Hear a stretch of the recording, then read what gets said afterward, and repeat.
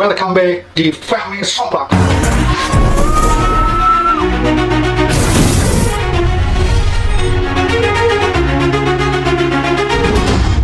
Halo Bray, kembali lagi nih di channel gua.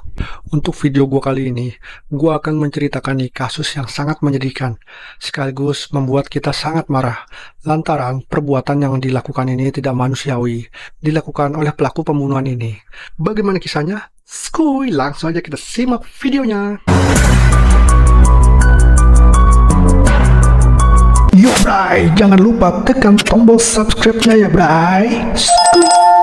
Seorang bocah berusia 6 tahun di Pontianak, Kalimantan Barat tewas mengenaskan. Jasad korban ditemukan terbungkus karung di samping rumah orang tuanya.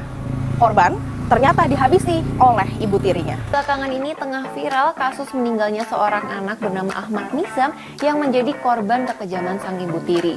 Nizam tak diberi makan dan juga tak diizinkan masuk ke dalam rumah hingga akhirnya meninggal dunia.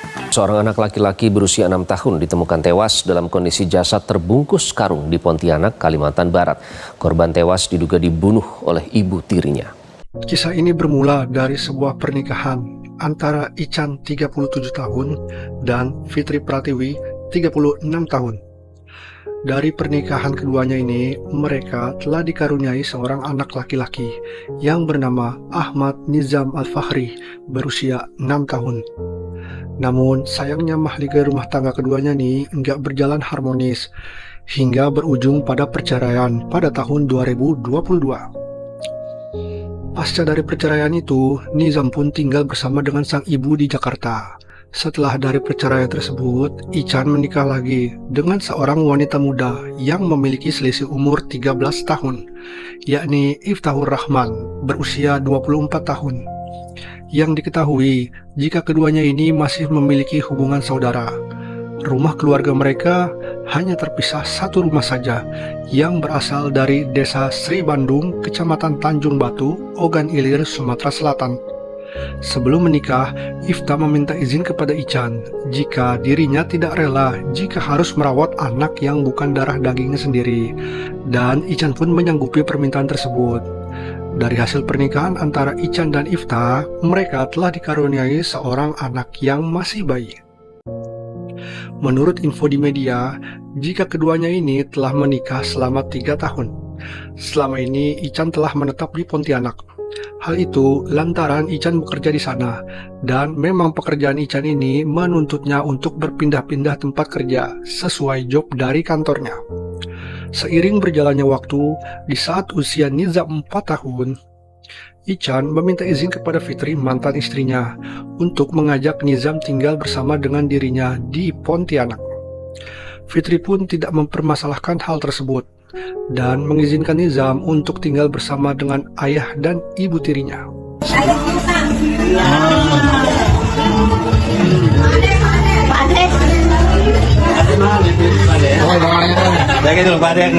Sebelum Nizam tinggal bersama dengan Ican, Ican pun telah meminta izin kepada Ifta agar Nizam tinggal bersama dengannya.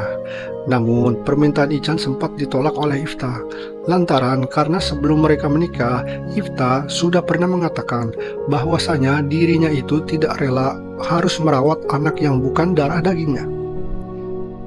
Yang awalnya Ican menuruti permintaan dari Ifta, kini Ican mengingkari janjinya. Dan demi bisa mendapatkan izin dari Ifta, Ican pun berjanji akan menyewa ART untuk merawat Nizam, yang pada akhirnya Ifta pun mengizinkan Nizam tinggal bersama dengan mereka. Nizam tinggal bersama dengan Ican dan Ifta di sebuah rumah yang berlokasi di Gang Purnama Agung 7, Jalan Purnama, Kecamatan Pontianak Selatan.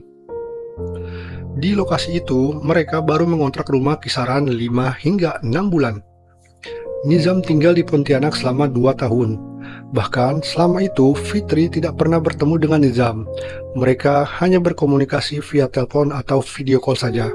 Selama komunikasi itu nih, Nizam pun tidak pernah mengeluh sedikit pun kepada sang ibu. Bahkan Nizam pun pernah meminta dibelikan meja belajar, yang ternyata setelah kasus ini terungkap, itu merupakan permintaan terakhir dari Nizam. Setelah Nizam tinggal di Pontianak, Ican pun kembali tidak menepati janjinya. Ican tidak kunjung menyewa ART, sehingga Nizam dirawat sepenuhnya oleh Ifta. Seiring berjalannya waktu, Ican mendapatkan tugas untuk pergi keluar kota ke Kabupaten Sintang. Namun tidak dijelaskan nih kapan Ican berangkat dan berapa lama Ican di sana. Nah, setelah selesai pekerjaannya, Ican pun segera pulang ke rumah pada hari Rabu tanggal 21 Agustus tahun 2024. Namun, di saat Ican pulang ke rumah nih, Ican merasa ada yang aneh. Yang biasanya, Nizamlah yang selalu menyambut dirinya ketika ia pulang bekerja dan membukakan pintu rumah untuknya. Namun pada hari itu, Ican tidak mendapatkan sambutan tersebut. Lalu Ican bertanya kepada Iftah di mana Nizam. Dan Iftah pun mengatakan jika pada hari Selasa tanggal 20 Agustus tahun 2024, Nizam telah dijemput dua orang pria tidak dikenal yang mengaku suruhan dari Fitri, ibu kandungnya. Lalu, Ican pun menghubungi Fitri untuk mengkonfirmasi hal tersebut. Fitri yang mendapatkan tuduhan itu nih, sontak membantah keras setelah menyuruh orang untuk menjemput Nizam. Otomatis nih, baik Ican, Iftah, dan Fitri menyangka jika Nizam ini telah diculik. Di hari yang sama, Ican bersama dengan Iftah pergi menuju Mapolda Kalbar dan melaporkan hilangnya Nizam ini. Pihak kepolisian yang mendapatkan laporan itu pun langsung bergegas menuju ke rumah Ican untuk menyelidiki hilangnya Nizam.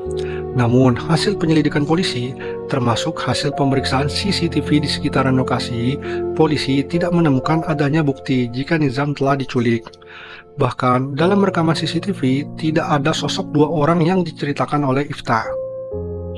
Hilangnya Nizam ini membuat gempar seluruh keluarga, hingga keluarga membuat postingan tentang orang hilang di sosial media dengan harapan ada yang menemukan keberadaan dari Nizam. Pada keesokan harinya, tanggal 22 Agustus tahun 2024, setelah sholat subuh, Ican mendapatkan telepon dari mertuanya. Saat panggilan telepon tersebut, Ican bak tersambar petir di siang bolong nih, di mana mertuanya memberitahukan bahwasanya Nizam telah meninggal dunia. Bahkan jasadnya pun masih berada di sekitaran rumah. Ican menanyakan dari mana mertuanya mendapatkan kabar tersebut. Mertuanya pun menceritakan jika Iftah, anaknya itu, curhat kepada mereka dan bercerita jika Nizam telah meninggal dunia. Tanpa pikir panjang, Ican pun mencari Nizam di dalam dan di luar rumah, serta bertanya kepada Iftah. Namun, Iftah menjawab tidak tahu di mana keberadaan dari Nizam. Pada sore hari yang menjelang maghrib, Ican kembali mencari keberadaan Nizam. Dan dalam pencariannya itu, Ican mencium aroma yang tidak sedap. Lalu, Ican mulai menelusuri dari mana asal aroma tersebut, yang akhirnya mengarah pada satu lokasi. Terdapat celah sempit pada dinding belakang rumah. Lalu, dalam celah sempit itu terdapat benda yang bertumpuk. Ican pun membuka satu persatu, hingga berujung pada sebuah karung. Dari dalam karung itulah muncullah sebuah kaki. Setelah ditarik, ternyata itu adalah kaki milik Nizam, anaknya sendiri. Setelah mendapati keberadaan Nizam, lalu Ican pun menanyakan kepada istrinya, kenapa Nizam ditemukan di dalam karung, bahkan sudah dalam keadaan sudah tidak bernyawa. Pada saat itu, Iftah tetap mengatakan tidak tahu. Lalu, tanpa pikir panjang, Ican membawa Iftah ke kantor polisi dan melaporkan tentang penemuan jasad Nizam. Lalu, Iftah pun segera menjalani pemeriksaan oleh pihak kepolisian. Sementara itu, pihak kepolisian pun segera menuju ke lokasi dan melakukan evakuasi jasad Nizam menuju ke Rumah Sakit Antassujaryo guna mengetahui pasti penyebab kematiannya. Kabar meninggal dunianya Nizam pun segera diketahui oleh Fitri, ibu kandungnya. Fitri yang mendapatkan laporan dari Ican itu pun segera memesan tiket pesawat dari Jakarta menuju ke Pontianak. Setelah menjalani pemeriksaan polisi, akhirnya polisi menaikkan status Iftah menjadi tersangka. Setelah dirinya mengakui bahwasanya penyebab kematian dari Nizam itu akibat ulah perbuatannya sendiri. Setelah kabar ini viral nih, mulailah bermunculan kesaksian dari para tetangga yang sering mendengar suara tangisan dari Nizam. Bahkan, guru sekolah SDN Parit Demang mengaku sering mendapati tubuh Nizam yang dalam kondisi lebam.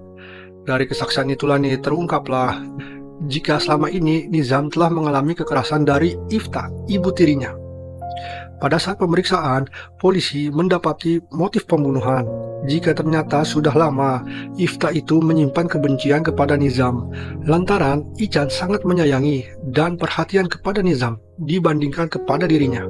Rasa cemburu itulah nih yang mendorong Ifta kerap melakukan kekerasan kepada Nizam, walaupun Nizam tidak melakukan kesalahan. Penjelasannya ya mungkin dia merasa secara garis besar ya Pak, dia merasa bahwasanya dia cemburu kalau kasih sayang Papa Nizam itu lebih besar kepada Nizam dibandingkan secara garis besar seperti itu. Ada dendam yang terpendam artinya, yang dia lampiaskan ke anak saya. Tapi kalau di depan Papa Nizam dia baik sama Nizam. Tapi begitu Papa Nizam dinas luar kota berapa hari, dia mulai tuh ngubit Nizam, apa Nizam, ngurung Nizam, gak dikasih makan, begitu. Dan itu dia pada kemarin malam proses pertemuan. Iya, dia ngaku tentang apa yang dia lakukan sama Nizam. Semua ini bermula pada hari Senin tanggal 19 Agustus tahun 2024. Seperti biasa, Nizam berangkat ke sekolah, lalu pulang dan tiba di rumah pada jam 11 siang. Pada saat itu, Nizam dalam keadaan basah karena kehujanan. Ifta yang mendapati Nizam pulang dalam keadaan basah ini sontak saja membuat dirinya naik pitam, lalu membawa Nizam ke halaman belakang dan melarang Nizam masuk ke dalam rumah, bahkan membiarkan Nizam kehujanan dan basah semalaman. Ifta melakukan hal itu dengan dalih ingin menghukumnya. Ifta enggak memperdulikan Nizam kebasahan dan kelaparan pada malam itu.